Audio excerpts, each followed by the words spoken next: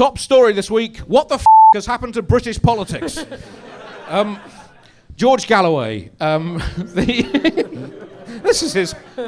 used to be an MP here, didn't he? Was it? Yeah, quite a long time ago now. Was it this part of Glasgow or? It was literally here. So that's why we chose this venue, because we look into the future. George Galloway, the renowned cat impersonator and gobshite, is an MP once more. Yes. I don't know. When I saw that the results came through last night, I was in Aberdeen recording the news quiz for Radio 4. It was just on. Yeah, I'm sure you were all listening to it before you come here.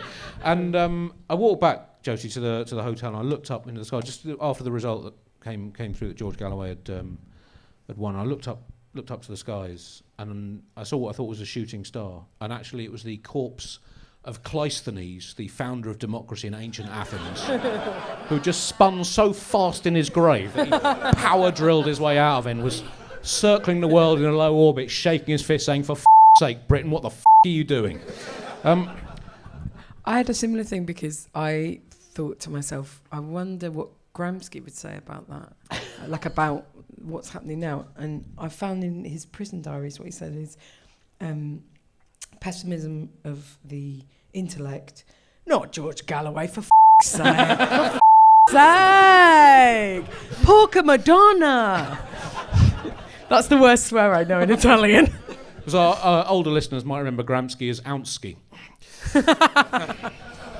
Tough, come on. That's quite a good decimalisation joke. Right. He's a unity candidate because literally everybody thinks he's a Not Saddam Hussein. That's true. Now, Andy, I was doing a quick bit of research on George Galloway, and I have a question. There aren't that many parliamentarians that have been on Celebrity Big Brother pretending to be a cat and have met Saddam Hussein. No, not many. Not many. Some have done one, some have done the other, but not many have done. I think Disraeli did the 19th century Celebrity Big Brother. Yeah, I mean, it's so the Rochdale by-election, which took place on the 29th of February, which means that Galloway is going to be an MP for 20 years. He got a loophole. And this is because Labour ditched their candidate Azhar Ali. I can't remember what. I think because he batted too slowly for modern. Yep. I'm getting the wrong Azhar. That is a very niche cricket joke. But I realise this is maybe not the right city to do it in. But this was after footage emerged of him sharing conspiracy theories about the terrorist attacks in Israel. Deeply offensive, ignorant and false were three characters sadly written out of the script of the 1937 Disney smash hit animation Snow White.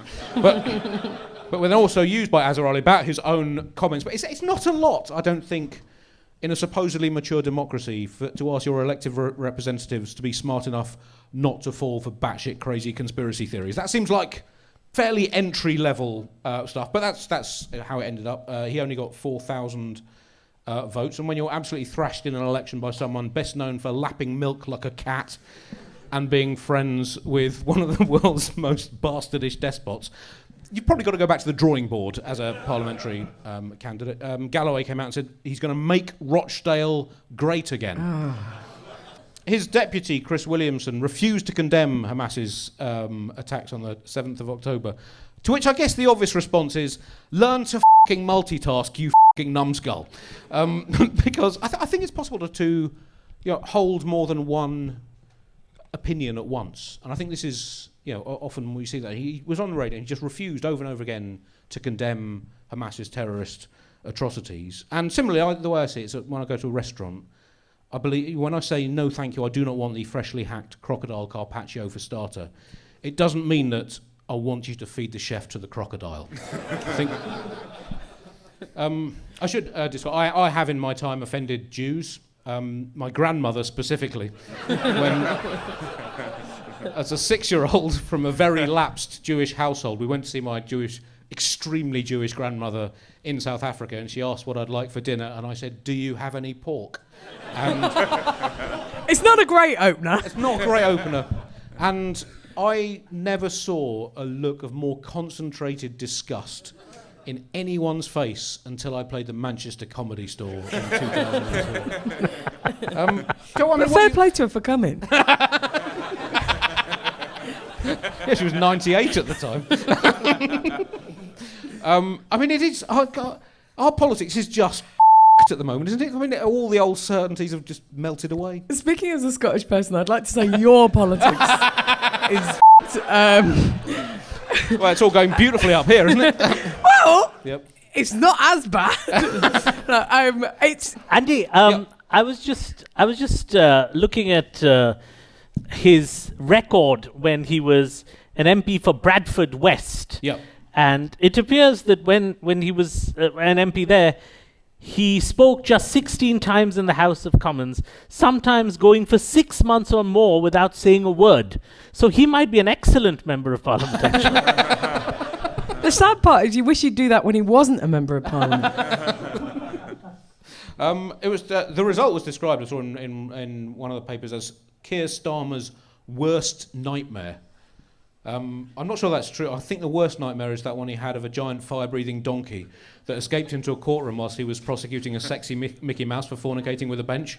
But maybe that was just his weirdest nightmare, not his worst. But anyway, moving into other, well, it's kind of related political issues. Lee Anderson, the former Conservative Party chair, I'm sure you're all familiar with his work. He's a part-time member of Parliament and full-time TV provocateur who claimed that London Mayor Sadiq Khan was being controlled by Islamists with a specially adapted PlayStation controller that could make him do spontaneous karate kicks and 360-degree somersaults from a standing start. This is what I have to do with news now. I find news so upsetting I have to make up bits to go on the end. That's it. That's the problem. Half the stuff you just find yourself being like, ah! And that's not sophisticated enough. It is for this show. Lee Anderson used to pretend to be a Labour guy, didn't he? Yes.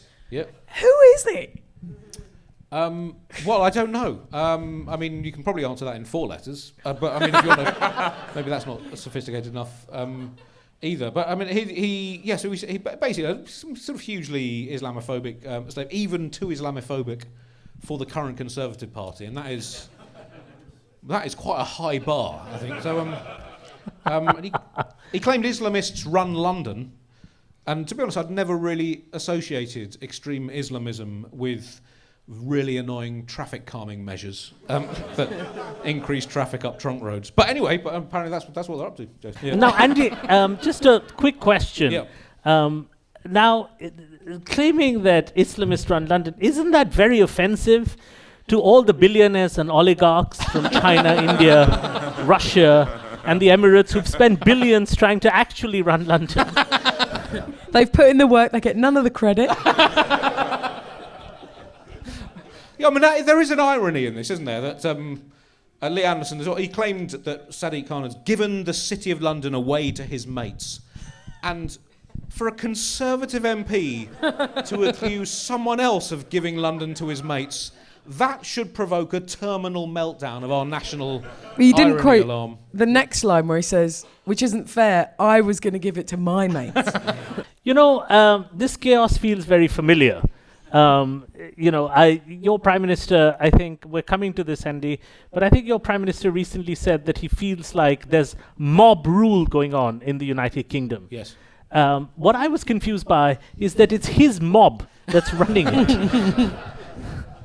So it reminds me of that bit in Fawlty Towers, the sitcom where someone complains to the waiter and the waiter complains back to the customer saying the food is shit. That's basically what mob rule. Have you? I mean, is this going to be a more efficient form of government? Do you think? Well, it couldn't be less efficient. And Sunak, he complained about mob rule, and then he joined farmers on a protest. So I think it doesn't count as a mob if they're wearing wellies. I think that's a key. Yeah, historically, I feel like. Do you remember the Countryside Alliance? Yes. And the papers were like, well, "This is great, well done, yeah, absolutely." And then the students, they were like, "Kill them all." That's what the papers sound like in my head. I'm the Telegraph. And I'm the Times. And they get married. Oh, really? And they have a baby. And what's the baby? The Guardian. I think The they might male, be the male, Yes. the male. If it was the Guardian, they'd be doing some DNA tests. I don't think